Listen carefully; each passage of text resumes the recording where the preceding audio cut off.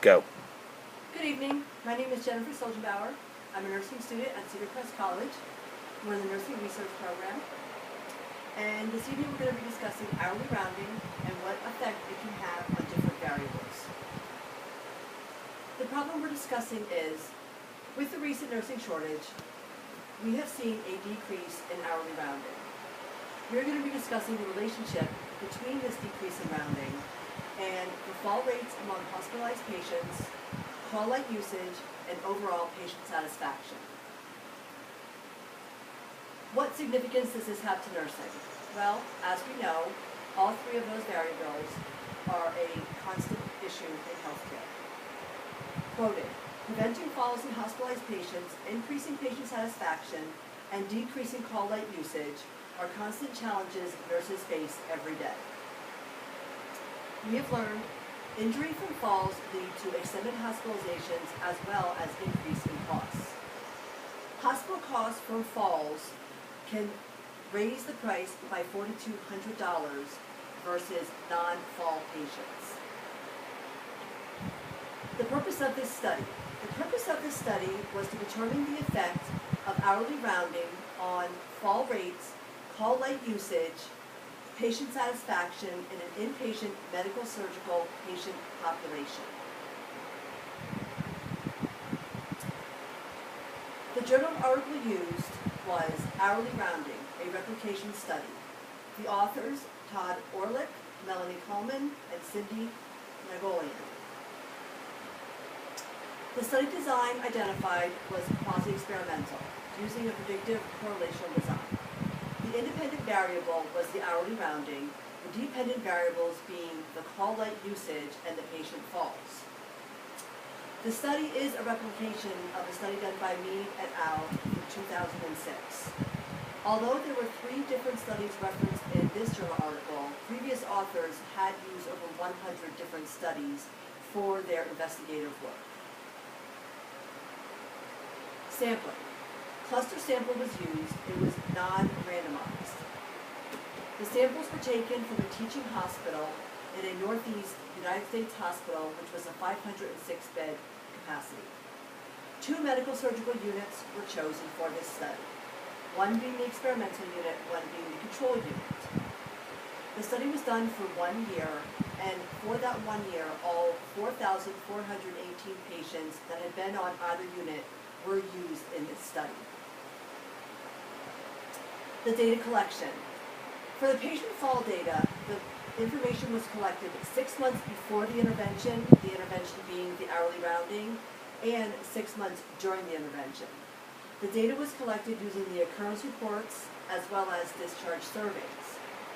Call light data was collected 2 weeks prior to the intervention and 4 weeks during the intervention. This data was collected from the call light retrieval system. Patient satisfaction data was collected via post-discharge surveys. The results. Prior to the study, the fall rates were 3.37 falls per 1,000 patient days. After the implementation of hourly rounding, the falls did decrease to 2.6 falls per 1,000 patient days. Although this was not deemed to be clinically significant, it did result in a 23% reduction in patient falls. The fall rate did increase on the control unit. For the call light usage, this data was a bit skewed. There was a significant increase in week 1.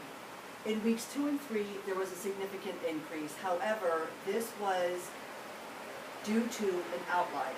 There was a delirious patient who used the call system 187 times in a 6-day period. This definitely biased the data. However, if this data were to be eliminated, there was a significant change in week 2 for the positive, and there was a lower than average use in week 3 for call light data, for call light usage, sorry. In week 4, there was no statistically significant change. Overall patient satisfaction. Patient satisfaction compared pre and post rounding. Although there was no statistical difference stated, the nurse leaders did report that during their rounds, the patients did report increased satisfaction once the implementation of the hourly rounding. There were various limitations to this study. Limitations include, of the one unit chosen, it was chosen because of the clinical nurse manager's strong desire to be in the study. This was a non-randomized sample. Small sample size was also documented as being a limitation.